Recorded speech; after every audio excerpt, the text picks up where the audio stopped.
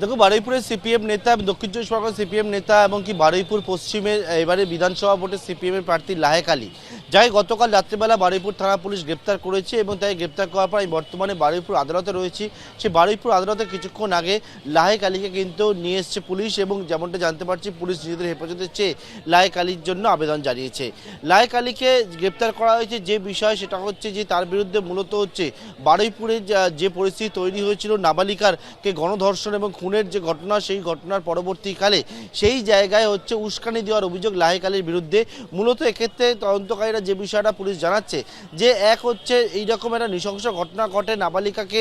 গণধর্ষণ এবং খুনের ঘটনা, তার পিছনে কিন্তু কয়েকজন তারা হচ্ছে গোটা বিষয় উস্কানি দিয়েছে। উস্কানি কোন জায়গায় দিয়েছে? একজন নিরপরাধ যাকে হচ্ছে পিটিয়ে গণহত্যা করা হয়েছে তাকে হচ্ছে পিটিয়ে হত্যা করা হয় এবং পাশাপাশি হচ্ছে পুলিশের ওপর হামলা থেকে শুরু করে পুলিশের গাড়িতে ভাঙচুর থেকে শুরু করে পুলিশের ক্যাম্পে হামলা থেকে শুরু করে একেবারে রেলওয়ে ট্র্যাক সেখানে গিয়ে পাথর ফেলে দেওয়া বা রেলওয়ে ট্র্যাকের ওপরে বড় বড় স্ল্যাব সেটা রেখে দেওয়া এবং এই জায়গা থেকে কিন্তু একটা উস্কানির অভিযোগ পুলিশ সামনে পাচ্ছে। এবং তুমি দেখেছিলে যে মুখ্যমন্ত্রী শুভেন্দু অধিকারী তিনি এসে স্পষ্ট বার্তা দিয়েছিলেন যে ঘটনার পিছনে যারা উস্কানি দিয়েছে তাদের বিরুদ্ধে কিন্তু ব্যবস্থা হবে। এবং এরপর আমরা দেখলাম যে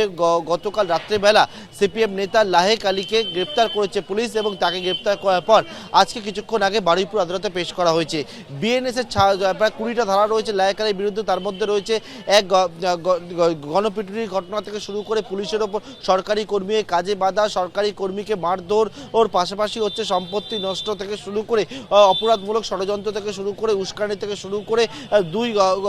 সম্প্রদায়ের মানুষের মধ্যে বিভেদ ঘটনা থেকে শুরু করে এইরকম একাধিক ধারায় তার বিরুদ্ধে প্রায় 20টা ধারা বিএনএসের সেটা রয়েছে। অন্যদিকে সরকারি সম্পত্তি যেহেতু নষ্ট হয়েছে তার জন্য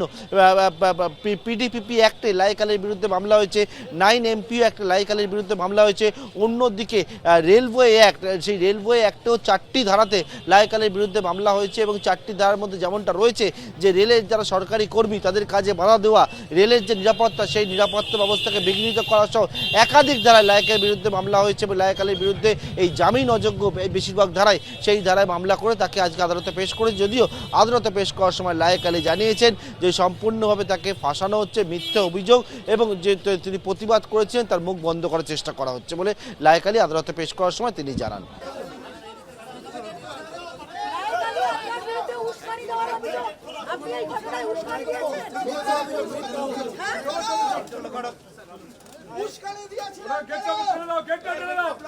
এবিপি আনন্দ এগিয়ে থাকে, এগিয়ে রাখে।